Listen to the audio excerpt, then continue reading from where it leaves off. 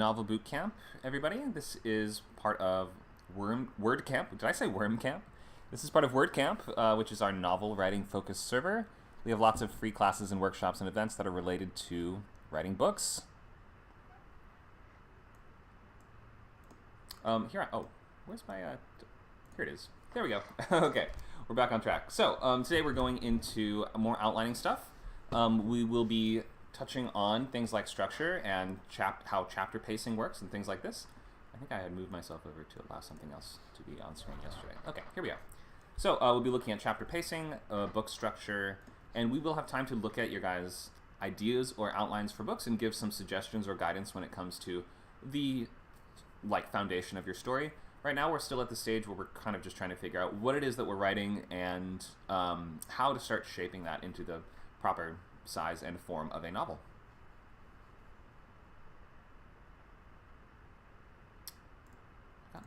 There we go.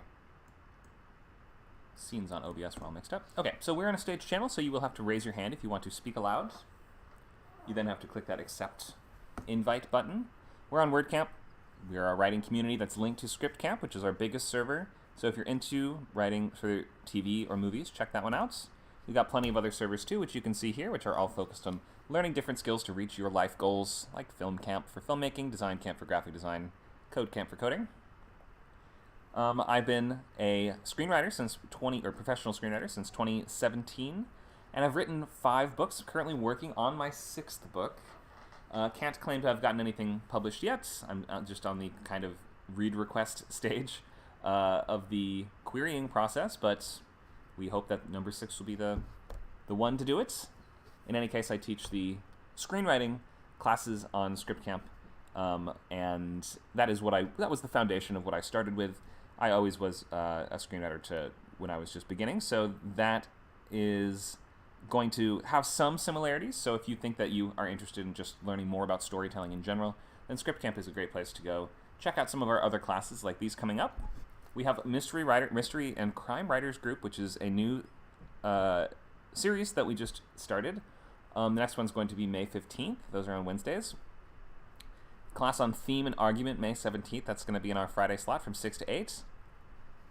Spec Script Spotlight is sort of like a book club where you read scripts and try to break them down, figure out how they work and why. May 19th. And that script for that one is The Mask of Red Death from the Blacklist. We have another novel outline next week, same time slot on setting and world building, and then on May 31st, a brand new class on what I call the Victory Lap, but I think I'm going to amend to just call it fun third act tricks or something like that. Just some interesting examinations of things to do at the end of the third act when you are moving through finale and epilogue. Here's I guess a full listing of everything coming up. So on Sundays from 10 to noon, we also have our TV class going currently, but when that one concludes on the 14th, then that will swap into our feature writing slots. So we always have 2 boot camps going, a Friday and Sunday. That's for features and TV normally, so Friday 6 to 8, Sunday 10 to noon. And when one of those courses finishes, then they switch slots, so they just alternate back and forth. And we have this current novel boot camp running 12 to 2 on Saturdays for quite a while. This is our longest course. We're in the outlining portion now, but once the actual course gets started, it lasts for 90 days. That one starts on the 8th of June. Here's just a big list of stuff on other servers as well, including accessibility and UI design on June 27th on CodeCamp, coding Discord bots on CodeCamp. We've got multiple workshops and advanced labs on both Script and WordCamp as well.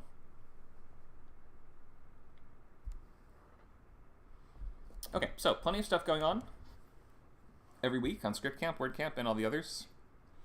You can sign up for just one class if you go to scriptcamp.net/classes, or you can become a supporting member and get access to every event on every server. And if you do subscribe yearly, you will save 40% on that. You can find that at scriptcamp.net and just scroll down to find unlimited membership here. Includes all the classes plus ScriptCamp video library with recordings of all the previous events and classes. And that will include access to every event on all of them, not just ScriptCamp, but also Word, Film, Code, Tune, Creator, Design, and Lingo, everything. So definitely join us, sign up if you are thinking of taking more than just the free public events and workshops. All right, so we did this discussion a bit last time, so I probably won't torture everyone by making them reintroduce themselves and their goals as a writer and things like this today. But in any case, so the stage that we are on, we've done a few of these kind of intro level novel outlining classes so far. Why did my thing get so blurry? Why are you so blurry? Focus. Focus. Thank you. Okay, and we're back, I think. Almost. All right, we'll give it a minute. But in any case, we did our first kind of introductory courses here where we talked about things like genre. We have target word count, which is based on genre because different genres and age categories kind of favor different levels of word count, especially for debut authors where these word count restrictions are a little bit more strict. On the shorter end, debut is almost always going to be in a little bit better shape in the querying stage. If you're querying debuts at over 120 or 150,000 words or things like this, then you might be setting yourself up for disaster in that a lot of agents will start auto-rejecting you if it seems like you've written something that is far too long or doesn't fit in the format that you're writing in. So let's remember that your average adult novel is going to be like 70 to 100,000 words. On the 100 end, towards 100 is more common.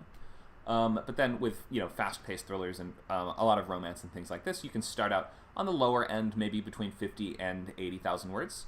In terms of young adult and middle grade, the word counts are going down. So they're going to be lower than adult, and you're going to kind of, in terms of young adult, max out around 100. Like that's going to kind of be the top limit rather than the average length. More often, young adult books are going to fall between that 70 to 95 kind of range, with middle grade falling even lower than that. And if you're writing chapter or picture books, then we're getting below 50,000, and that's going to be more like, chapter books are probably more like 20 to 40. And picture books, I don't think we even typically concern ourselves too much with word count, but they can be in the like 300 to 500 word range if it's just going to be like poetry on between, that links a story together, something like, Goodnight Moon.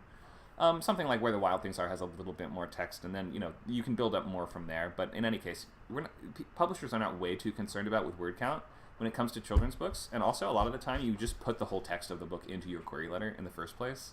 So obviously, if it can fit within a query letter format, then it doesn't, the word count is not the primary concern. But in any case, writing adult and middle grade and YA, you should pay a lot of attention to this idea of word count. Becky has a comment. Go ahead, Becky. Yeah, just to back up what you're saying with regards to middle grade and YA, especially for debut, publishers are looking much, much shorter. So obviously I've got this first look deal, so I'm kind of writing to what they're requesting. YA as a debut, really don't want to go above 70k if it's like a sci-fi or fantasy, 60k if it's contemporary, and for middle grade, it's even shorter. You used to be able to go up to 60k, but now they're saying 50k maximum, and that's including if it's a fantasy or a sci-fi. And if you're looking at contemporary, then even 40k. So they're getting shorter and shorter and shorter. Just to kind of put that in there. Mm-hmm. Thank you for that. That's for debut. Obviously, once you're published, it can change. So in a series, the books sometimes get longer in a series. That's for debut. Exactly, and also this changes over time, and this changes based on the market that you're in. I mean, the U.S. market is a little different than the U.K. market.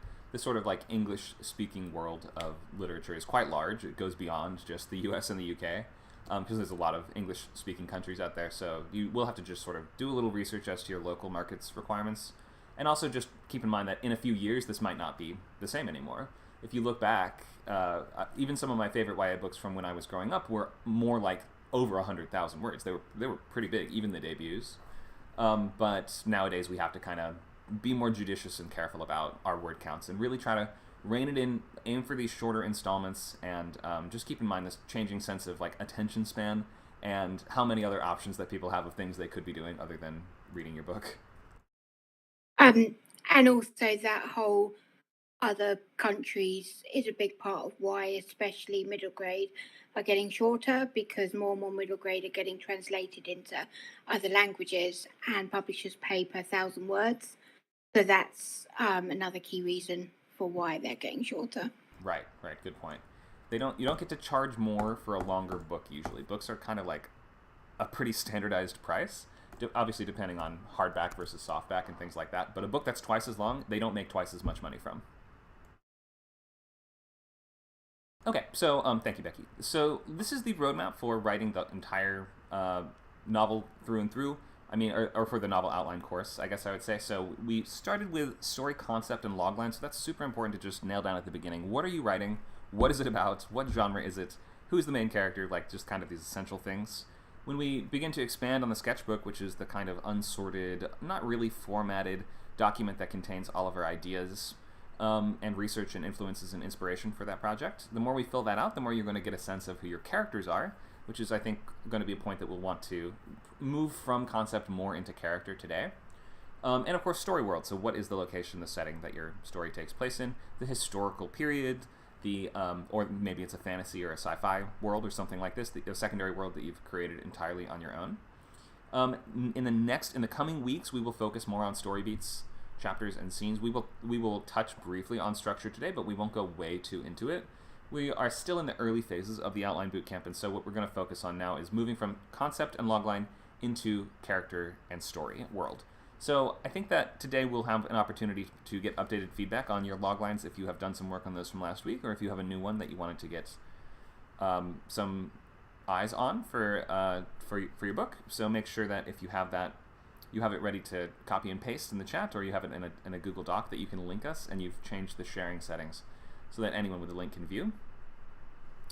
And if you are brand new, just joining us for the first time, maybe you're even watching on our different platforms like YouTube, Twitter, Twitch, Facebook, Discord, something like this, then we would love if you came and joined us. So you can come join us by even going, it doesn't cost anything to join these free classes. Just go to our website, which is scriptcamp.net, and you can get that link to join our Discord server. You see that Discord button in the top right there. This one, whoop, right there. So if you click that, you can come join us, and then you can participate live in these classes. Where are we? So let's, before we go into character, let's recap and have anyone who's just come for the first time have an opportunity to speak up and tell us what kind of book are you trying to write. Do you have questions on things like genre, or what should my word count kind of be, or any of just these kind of fundamental things before we move ahead into figuring out, well, who are the characters that are going to carry this story forward. So let's start by just opening the floor to anyone that wants to tell us about their book project or ask any questions about it.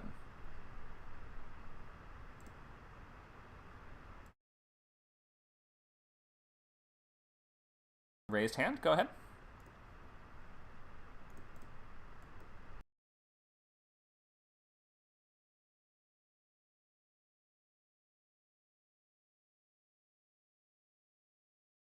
Your mic is on mute. You'll have to unmute yourself on Discord by clicking the microphone icon in the bottom left. Yeah, there we go. Sorry, you missed all the fascinating things I just said. Say it again. I was just mentioning that I was participating a lot in your screenplay exercises about a year ago, and then realized that my stories are too complicated for screenplays and getting into novels. But the thing that you were extremely helpful with was helping me understand structure and kind of come up with the craft of how to construct a screenplay. So I'm really looking forward to seeing some of those, some of your insights on the craft of novel writing as well. I feel like generating stories and characters is something I'm comfortable doing, but putting the framework around it for the screenplay from you was really great. I'm hoping to see some of the same kind of stuff in this for the novel setting. Great, cool. Yeah, glad to have you. And even though I'm all blurry for some reason again, can we ask what was the book that you were working on, or the story that you were working on as a movie? Are you trying to re-envision it as a book now? I'm thinking that's probably my first project, and that was a sort of sci-fi, sort of solar punk novel about the transition period between climate change and turning our world into sort of a green ecosystem set in Las Vegas when a group of scientists and soldiers had decided they were going to retake the city on an eco-friendly basis.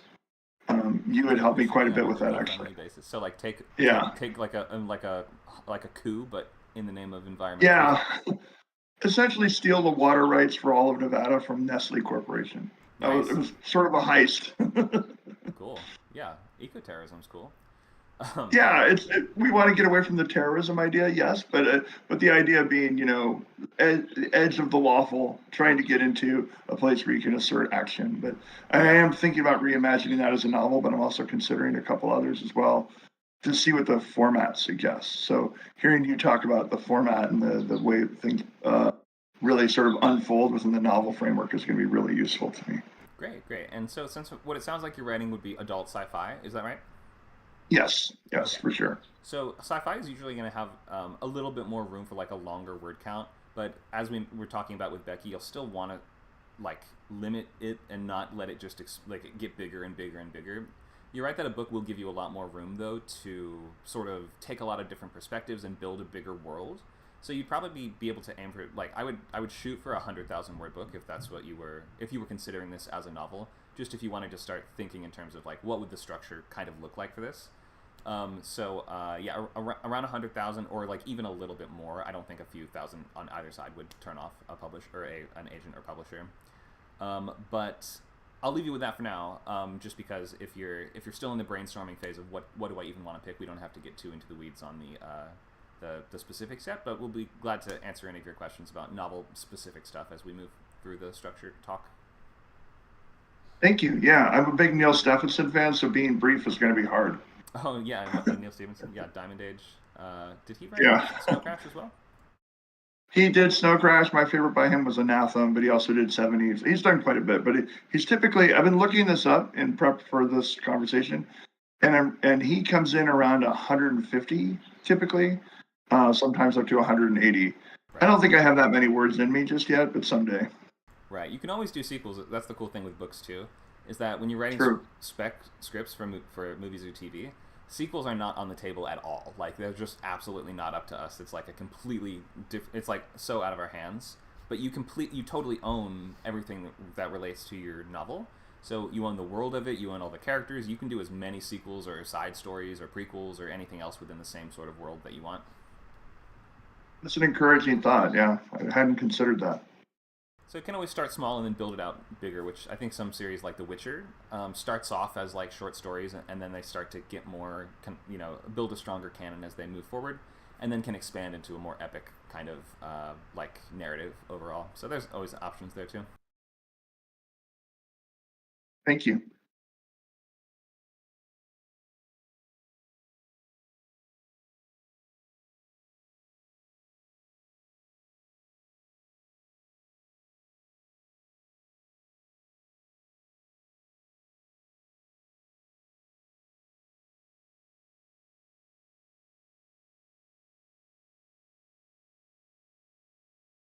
We can talk. I just wanted to give an opportunity for those who've come for the first time to go first. I just wanted to post it so I didn't lose it. Sure, no problem. I didn't see any other hands raised for the moment, so why don't you start us off with this one? Okay. Yeah, it's still work in progress, and I know this is too long and doesn't really have the goal or the stakes, but basically, when 11, and also I know normally you wouldn't include the character's name, but in a kid's book, via Loglines, I've been told that's what we do, so that's why I include her, because obviously kids don't really have a job. So when 11-year-old Maddie moves to London and discovers her great-uncle's home is a hub for hunters of supernatural creatures, she joins forces with the mischievous Puka to battle an evil necromancer, unraveling family secrets and her own destiny as a guardian of the hidden world. All right, thanks for this. So, let's take a look. So she moves to London, discovers her great-uncle's home is a hub for hunters of supernatural creatures. She joins forces with a mischievous Puka to battle an evil necromancer, unraveling family secrets and her own destiny as a guardian of the hidden world. Okay. So this is sort of like your, not quite like a Portal fantasy, but we might call the sort of like hidden society type of story where we Yes. go through kind of like a portal, like a societal portal to uncovering a secret organization or something like this that our character needs to join up with. I would think Artemis Fowl is a little bit similar in that our main character starts off in the real world, but then discovers there's more to it, and then I want to be a part of that kind of world that he learns about. That's a brilliant comp, actually. Yeah, That's a it's good one. that kind of feel with the technology that I want as well. Right, like super science kind of stuff. It seems like. Yeah. So yeah, so you mentioned that you're right that kids don't have jobs, and that usually is going to make it like an easy shorthand for us to refer to our adult characters by. An aging lumberjack or something like that just gives you like a clear picture of the character in terms of like their socioeconomic status and what their skill set and what they do all day. When it comes to younger characters, my recommendation would usually be to think of like the kind of clique they fit into, or like the I don't want to say stereotype, but like the archetype that they fit in. You might say an 11-year-old brainiac, Geek. or something like that, right? Like 11-year-old class clown, something like this that kids would know what you meant right away just by not that middle grade kids are usually buying the books for themselves, but in any case, just like a sort of simplified version of how that kid might fit into their role at school or at home. You might say like 12-year-old teacher's pet, 12-year-old mama's boy, something like that. That just kind of like gives you a sense of like, you're right, the kids don't have jobs, but they can sometimes fall into these identifiable archetypes that we can lean on in terms of a logline. So what is a hub for hunters of supernatural creatures? Does that mean that they just hang out there, or does that mean that they need to use the building for something? It's like their base. Did you say it's their base of operations? Yeah, their base of operations. Basically, it's the group that do it was set up by her great uncle. So it's like their kind of base of operations. He's in charge of it. Is he still there? Yeah. Okay, then in that case, I think you'll probably like the importance is probably more on the uncle himself. She moves to London and discovers that her great uncle is the head of a monster hunting society. I think, is that what you're saying? Yes. Okay, because right now it sort of seems like she goes to the place on her own and he's not there, and she discovers that it is a place where monster hunters just congregate. But in reality, is she going to live with him, or is she living with someone else in London? She's staying with him, yeah. She is staying with him. Okay, so she moves into the home of the head of a monster hunting society. Right. I think that would just sort of make it feel like that would put that relationship up front a little bit more, and make it feel a little more personal. Does that make sense? Yeah. Because that's also going to be her guardian now, isn't it? Yes. Okay, so it feels like the hook of the story isn't what's this crazy place I found, it's who's this crazy guy that I'm stuck with now.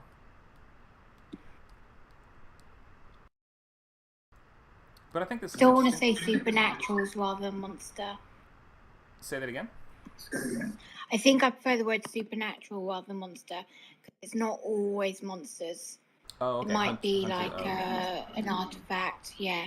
But when you say hunters, does that mean that they are killing them? Yes. In theory they are, though what he's doing is he's got like a sanctuary to protect those that are not dangerous or bad. So the society is trying to kill them or collect them to do research on sometimes. But he's the one that's got the puka, for example. He rescued the puka because this puka wasn't dangerous or bad, so. But you're saying the rest of his own group will kill them, but he doesn't want to? That's the idea I'm going with at this moment. Yeah. Isn't he the leader, though? He's one of the founders. One of the founders. But who's in charge? In theory, all four of them. You know, like how... It's like a council. Yeah, they go... Yeah. I see. Okay. So in that case, then, yeah, if mostly they are killing them, you typically, I guess you would describe them as a society of, hunters of supernatural creatures. And he, in fact, would then, if he's not in charge, he's not really setting the course for them. He's kind of like defying the other ones. Is that right? Yes. I mean, there are some that they will get rid of because they are dangerous. Like he has the view that not all of them are dangerous, that some are misunderstood, some are like waiting for their spirits to be released if it's a case of ghosts. It's kind of he's a lot more compassionate than the others. Right. He's the Professor X of the group. Yeah. Got it. Okay. So yeah, I think the concept is working well. I don't think a kid would know. Most kids know what a puka is, so you might just like in some cases, I think introducing a creature or concept like or a secondary world or something like that can work. In a logline where you sort of make that the point of the book, or it's like you want to find out what this is, read more. But in some cases, it might be more helpful to just simply say something like a shapeshifter, which we would kind of be able to understand that it's a spirit that can look like a kid, right? Yeah. And a horse, and a horse. dog, and a cat. Okay. So would you say it's like kind of like a kid that can turn into animals, or would you say it's kind of like it almost seems like a wild spirit that a human is only one The of wild its many spirit, forms? because he can't. Yeah, he's a wild spirit because he can't. He doesn't look properly like a boy. He does transform into a boy. It's not convincing enough that when they go out in public, he has to be a dog or a horse or a cat because he can do that more convincingly.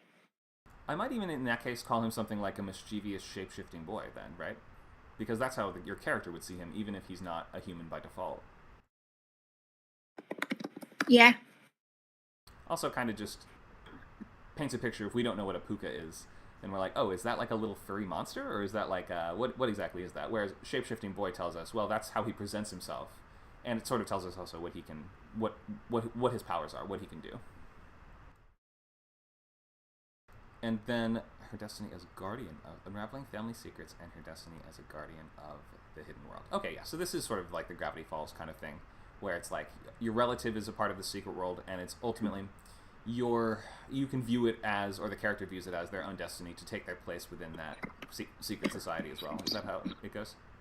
Yeah, because it's. I mean, I know that Megan earlier was saying that as a debut, you'd normally say it's standalone with series potential, but in this case, it is actually being,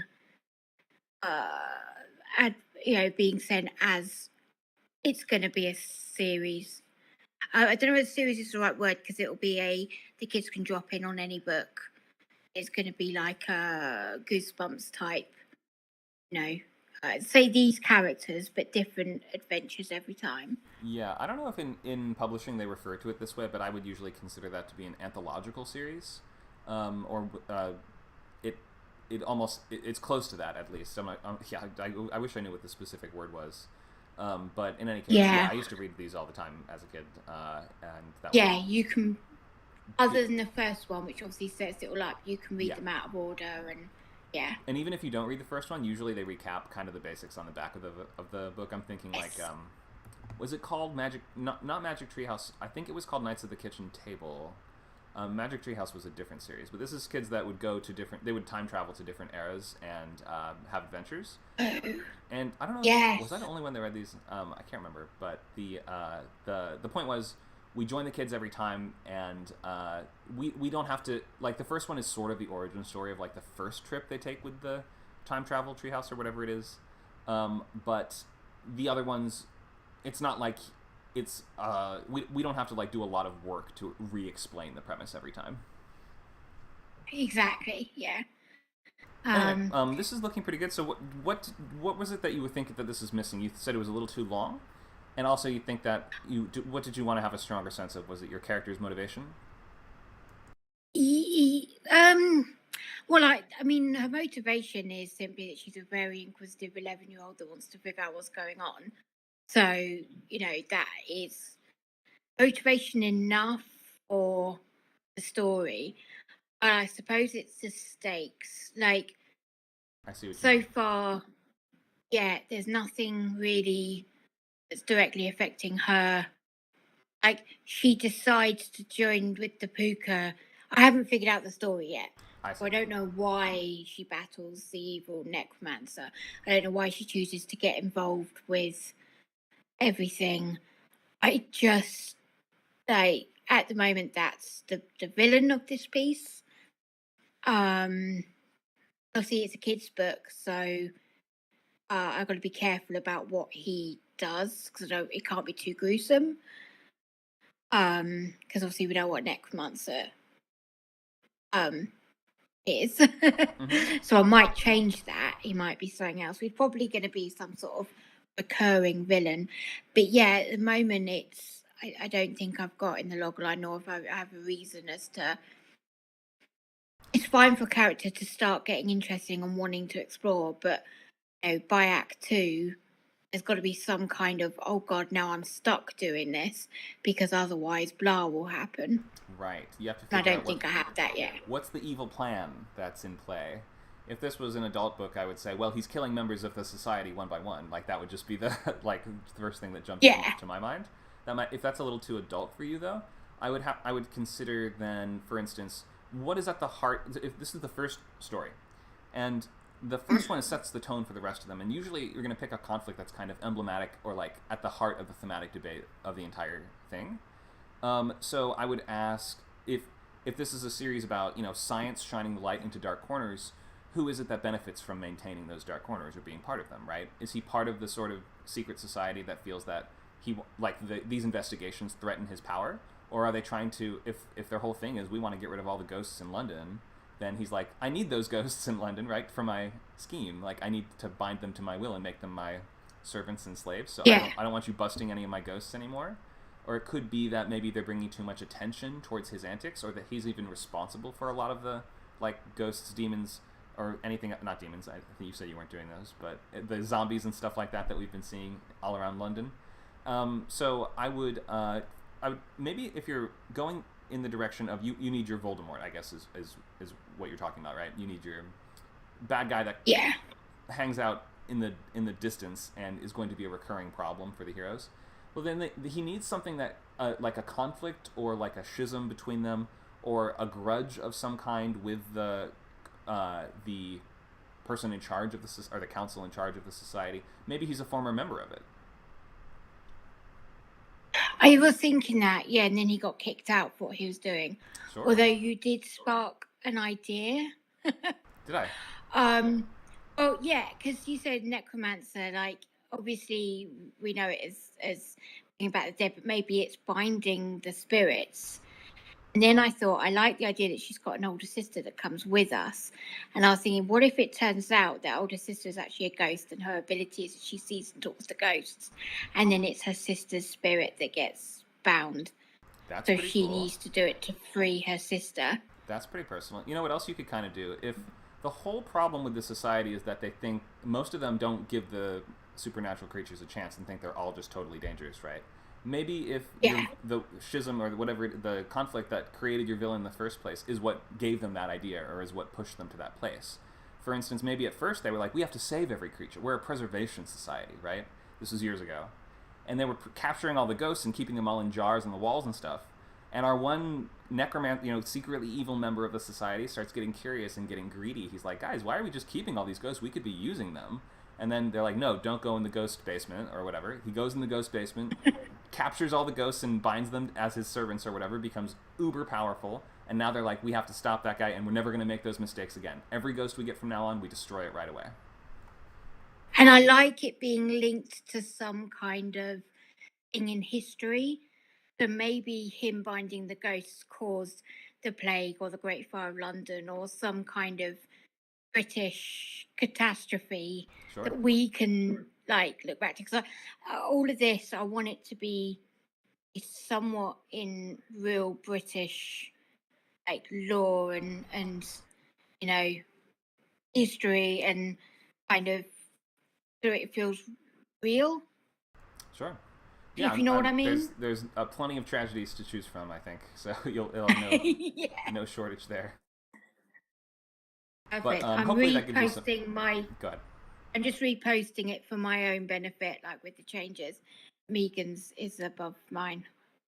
So thank you, Connor, and you've just sparked something. Awesome. Thanks for sharing. Thank you. So let's take a look at another one. I think Megan shared hers, and if I don't see anyone else posted there so far, but right now we're just kind of sharing the concepts for your book. If you have questions or brainstorming that you want to do just to make sure that you have the very essentials worked out, or maybe you're trying to figure out who the main character would be, what the stakes are, what the goal would be, any other questions like this, then now's the time. I would always rather do one-on-one work with people on their stuff they're actually working on, rather than just do a bunch of boring slides. Who wants to listen to the teacher? Blah, blah, blah, blah. So let's look at Megan's logline. This, I don't see a title on it. This is the one that has the working title of Orange Blues. Orange Blues. Okay, why don't you read this for us? When an intrepid young historic preservationist unknowingly releases an imprisoned supernatural spirit, she must master her innate talent for color magic with the help of the most insufferable man she knows, in order to re-imprison the seemingly malevolent entity. All right. Nice job. So, I think you've repeated yourself a little bit. She unknowingly releases an imprisoned supernatural spirit, and to recapture it, must master her innate talent for color magic with the help of the most insufferable man she knows. So I think you could actually lose most of this last sentence.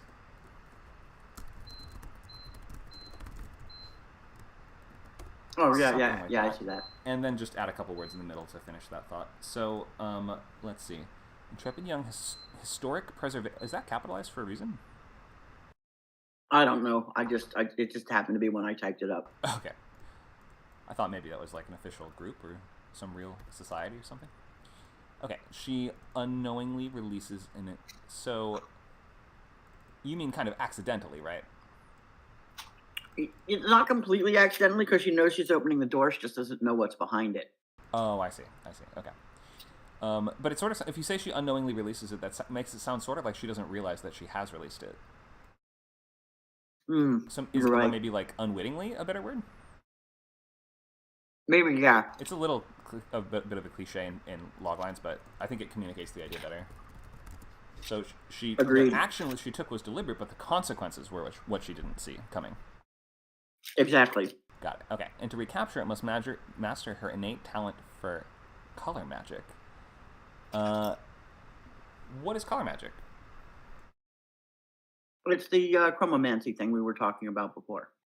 I remember it coming up in the book, but I just... ability. Go ahead. Yeah. Yeah, I guess it's an innate talent for magic that works on colors. I was hoping to make that as clear as possible, but it's kind of hard to... But so maybe it's just her innate magical talent. We don't need to know it's color based. I just thought color was kind of an interesting twist. So it is. I just don't know what it is or what it means. So maybe can you just describe what kinds of things you can do with color magic? You can do any number of things with color magic. It's just about frequency.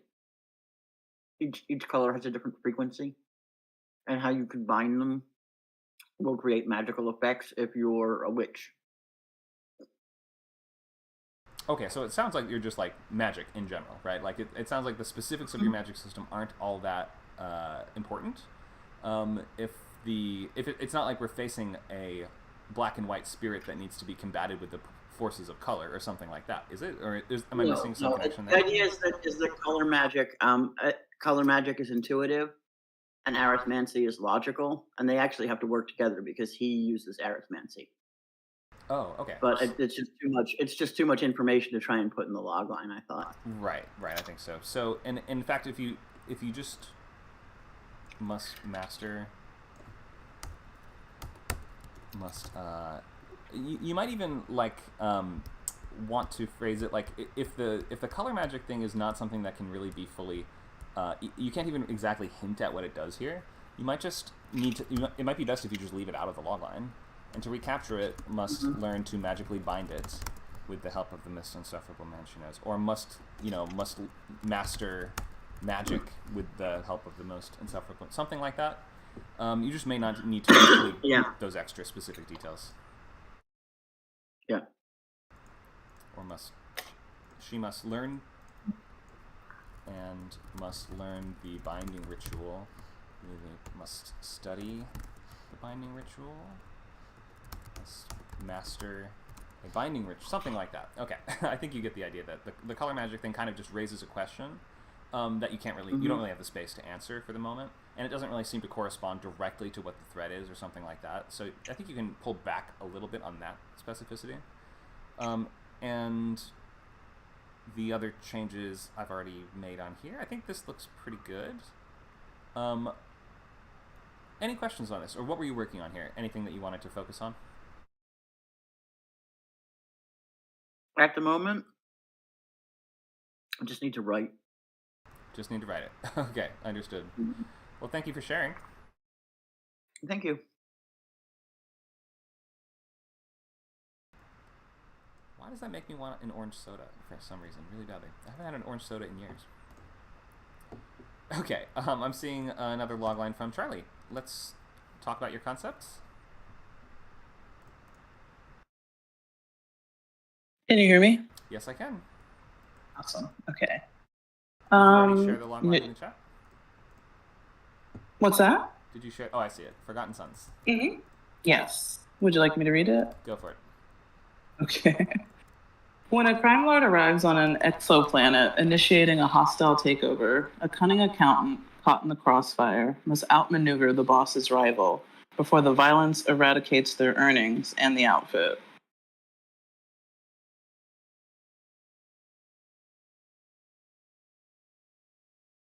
Crime sci-fi sounds cool. When a crime lord arrives, okay, am I dumb? What's an exoplanet? It's a play on maybe like an alien planet. Like I want to establish that they're not on Earth, and exoplanets are like further afield, right? Like they're not inhabited planets. It's almost like the Wild West aspects of sci-fi. When I'm doing the world building, yeah, they're like, it's a prospecting planet, basically. Like they're mining and stuff on this planet. So it's kind of like rife for criminal organizations to come in and make their money. Maybe hard sci-fi nerds might know what an exoplanet is, but I think you could just as easily describe that in the terms that you just told us. A distant mining planet or something like that, right? It's not really uninhabitable if it's used as a mining planet, though. So it's kind of a distant mining colony, right? It is, yeah, by the time this story takes place. It's like terraformed and they're starting to explore it and like extract things from it. So maybe alien planet works fine. Okay. Alien planet might sort of suggest it has some kind of alien government, though. You're saying it's more like a wilderness kind of thing? There is another species there that they come in conflict with. So there is like a sentient alien species there, but they're able to overcome them, and it plays into the story later. Essentially, like what they're extracting is almost think of it like oil, right? It's like you come to Earth and you're extracting oil, but the dinosaurs are still around. You've seen Avatar, right? No, what's that? No. Yeah, I've seen it. So the unobtainium of the of this world is the resource that they're trying to get, as you're saying, is the point of the mining colony. Yes, correct. Okay. A crime lord arrives on an exoplanet, initiating a hostile takeover of what? Of the organization. So it's like the best way I can attempt to explain this is almost like think of like The Godfather, but in space, right? Like they're running a criminal organization. This organization is exploiting the fact that they're so far from like Earth and civilization and a system of governance that they're able to come in and take over this operation and make money off of it. And then a bigger fish comes in to take over once they've established that this has earning potential. Okay, so he's taking over the mining company. Yes. Got it. Or the colony that's run by the mining company. Yes. Okay. So I think that you can clarify that a little bit in the logline, because he's initiating a hostile takeover of the entire planet, of the government, of the... I didn't even know there was a mining company in the original logline, so I think you might just need to kind of spell out in clearer terms. So a crime lord lands on a distant mining planet to take over the company that runs the place, is that right? The illegal organization that's taken over the legitimate portions of Got it. Okay. A cunning accountant caught in the crossfire, between the two rival bosses, the space mafia and the mining company. Yes, exactly. Okay. So I wasn't understanding who the crossfire was between, too, because I didn't know about the mining colony either. Okay. So must outmaneuver the boss's rival. The boss of what? their boss, who they're working for as the accountant. Who's the accountant working for? So that's the thing. Not sure yet? They have... No, I know. I just don't know how to phrase this and position it where the third act is like also a surprise. So essentially, the way that this I would like for it to read is like there's an accountant working for a crime organization, and the person they're working for gets word that this rival gang leader is coming in to take over, like a hostile takeover. Mm-hmm. So they plan defenses, right, on how they're going to overcome this person and preserve their empire. But as the story goes on, what you come to find out is the accountant is really the other boss. She's like hiding in plain sight. And so when the rival boss comes in, they're actually fighting against her front man and thinking that they've overcome the other crime boss and have won in the end. And then she shows her hand. Like, she is the other boss.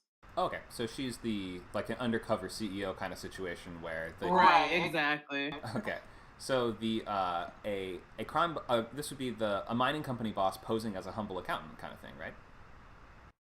Yeah, she's like the Don, but nobody knows she is. They think she's the Don's girlfriend. Like, so they don't know that she's actually the leader of the organization. She uses this other person like a mask or a front. I see. So that no one knows, that it's really her running the whole thing. So in order to really convey what your story is, you probably have to spoil it in the logline itself. Yeah, okay. Sounds like to me. Just because otherwise, to preserve the surprise would require you to not reveal what happens in most of the story. If we learn that, because I'm assuming we learn that probably around the midpoint. Is that what you were thinking? No, I want to do it at the very beginning of Act 3 when her plan is implemented. Like, when in hindsight, when you look back, you'll see those elements. But narratively, the way that I want to play the story from her perspective, she's the unreliable narrator. She's lying about who she is and allowing other people to project what they want to see onto her until she's ready to make her move. And then she steps up, and that's when we see her in action as the boss, like winning the war. But what point of view is your story in? Or whose point of view is it told from? It's going to be first person. From whose point of view? From the accountant's point of view, the actual boss who's pretending not to be the boss. But you're so gonna she's an unreliable narrator. Oh wait, so is she like giving a testimony or something like that? And that's the frame for? Is there like a frame? The framing is just like so the way that I wanted to structure this. You're gonna regret asking me this question. Oh, God. What have you done? So Act 1 is 25% of the story, Act 2 is 50%, and Act 3 is... The way that I want to tell this story is when I begin, it's from her unreliable narration. And so we're like in media res, but I want Act 1 to be half of Act 2. Like, I want you right into the rising action. And then when we go into Act 2, I want to do Act 1 exposition while I'm moving Act 2 forward. So the structure overall stays the same, but I want to do narrative exposition through flashbacks while we're moving forward. So there'll be a couple of triggers that do exposition while we're moving forward into place, like them going to war and like putting this plan together on what they're going to do to overcome this outside threat. Wow. Okay, this sounds quite complicated. If that makes sense. Yeah, if that makes sense. Not too much right now, but just because it sounds like a lot going on, and you have it sounds like a complex story and a complex structure, which can be a lot to chew. If you think you can handle it, then obviously go for it. I would just forewarn you, when writing in first person, it's difficult to hide secrets from the audience because we're supposed to know what your character's thinking, unless you have some kind of frame for it. And a frame would be something like this is, so think like Lolita or something like this, where the character's like giving this testimony in a courtroom where they have a reason to lie. Because if somebody's just in their own head, they have no reason to lie to an imaginary audience, right? Like, they have no reason to withhold information from the reader unless you give them a good reason to do that. So you might want to consider how you can frame the story in such a way that can allow your first-person narrator to lie this much, and then have they're concealing a massive secret from the audience almost until the end. And then in that case, your log line, I guess, would have to reflect a lot. Was kind of thinking it would be a midpoint twist, but if you're saying it's like a very end twist, then I guess you do just have to sort of straight up line the log line to reflect the experience of the book. This is just about this meek little accountant who's just trying to like get out of the, just trying to survive and just trying to, how did you phrase it? Must outmaneuver the boss's rival before, which boss's rival? Her own boss's rival before the violence eradicates their earnings and their outfit and their lives, right? Yes, that would be the outfit. The criminal or the gang itself, would be axed. Right, but that kind of just sounds like you're dissolving the organization. Like, that doesn't sound like you're killing the people necessarily. Obviously, in some contexts it can. But it seems a little weird to me how you started with the lower stakes thing. You usually start, like, I guess I would say it eradicates their earnings and their outfit. It will eradicate their earnings, their outfit, and their lives, I think, is what you're ultimately trying to... That's what you're building to. Okay. But then again, violence kind of implicitly threatens your life, so I'm not sure exactly how important that is. In any case, it's a little weird, though, to be like, oh no, bad guys showed up and they've got guns. They might destroy our earnings. Oh, and kill us. Also kill us. Yes, and I feel like that's a given. It's like, we're a gang, of course they're gonna try to kill us. But what is Hermione? What about the money? Hermione at one point is like, if we get caught, we might get... What is it? We might get we might get killed, or worse, expelled. Yeah, exactly. It feels like that. So what I'm imagining in the structure currently is the beginning of the third act. That's when I'll reveal her hand. I would like to be able to wait until that point, and it's almost like a usual suspects kind of thing, but that is like an interrogatory framing, and so I need to consider like how I would do something like that. I thought in act 1 and 2 I would essentially keep her almost like a passive protagonist. She's moving and doing things, but she's being dishonest about it, so she's passive in showing her true motivations to everyone else, and just like, man, how are we going to survive this? How are we going to get through this? And then in the third act, when she's enacting the plan that she puts in place in act 1 and 2, that's when she reveals, like, she's unmasked, and then you see the boss come into her own and act out her plan. Okay. So in terms of your logline, I would first of all just clarify the setup of these different factions and stuff like that. So we need to know there's an illegal mining colony on this planet. The other thing is I would probably start with your main character rather than starting with the crime lord. So we would start with I guess so. The structure of the outline of the logline here is not wrong or anything. I'm just trying to think of how I would reframe this around your main character a little more. So a cunning accountant on a criminal mining planet must... Well, what must she do if she's not actually in a leadership position there? I guess it is tricky because your main character is in charge, but is pretending that they're not in charge. Correct. So she's almost like a...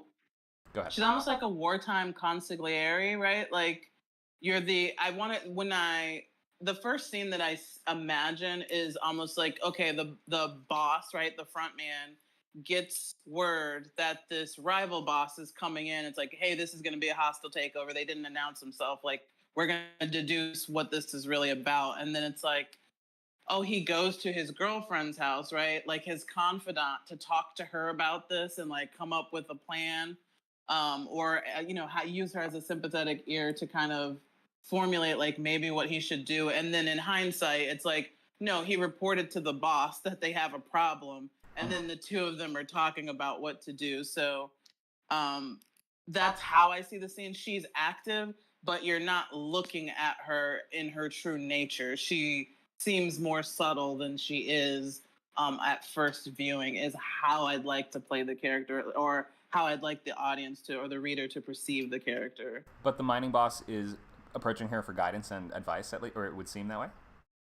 Yeah, exactly. Like a consigliere. Like, think about the mob structure, right? You have like the Don, the boss, and then there's an underboss, who is the second in command, and then the consigliere is almost like legal counsel or advisor. You would talk to this person about problems and like work through strategy with them. So she's not totally inactive. You just don't see her as the point guard, if that makes sense. Yeah, in that case, maybe then you can kind of frame it like, set it up in the logline a little more like the mining boss is the main character. So it's like when a rival crime lord shows up to threaten his illegal mining operation on a distant planet, a criminal mining boss turns to his accountant to like think of a way to save their operation, something like that, right? Okay.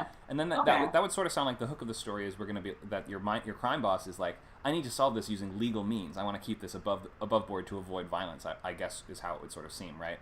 And then it would make sense why he had to approach his accountant in order, or his maybe you'd want to use a slightly different word than accountant in that case.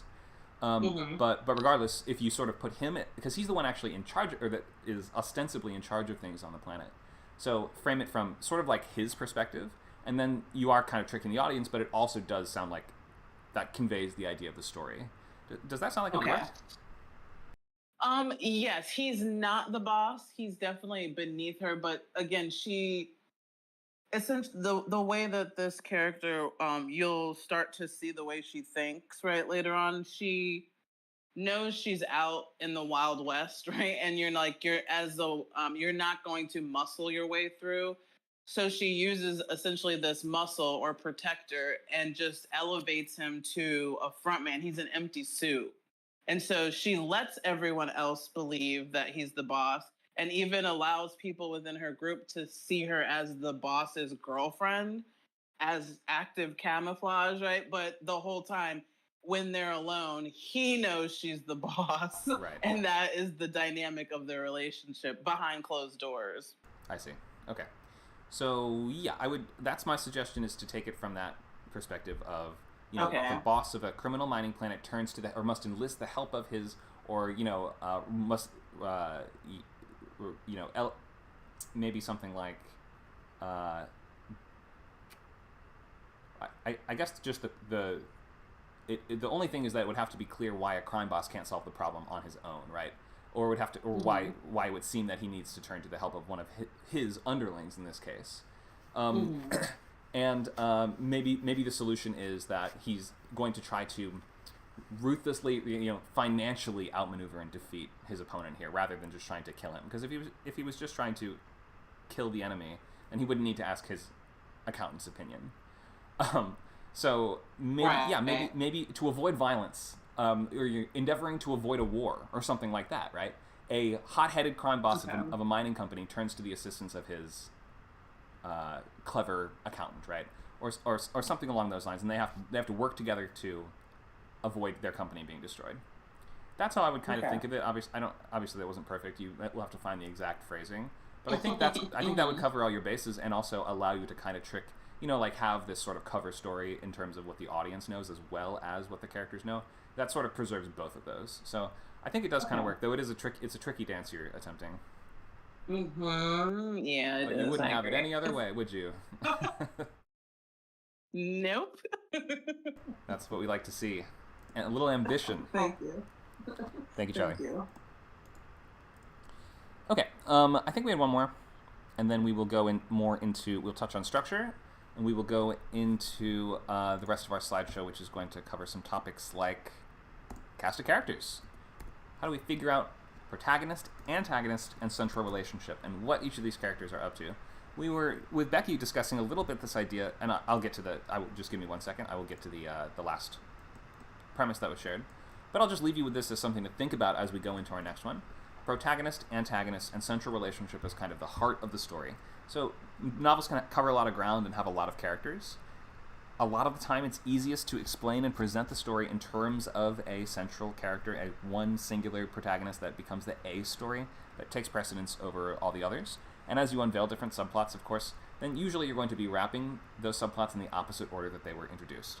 So if we start with your A story, so focus on that main kind of conflict, then we come to meet the conflict of the B story, or the whatever's going on there. Perhaps if the A story is going to be the protagonist's central external battle with the antagonist, the B story might have to do with the protagonist's central relationship, for instance.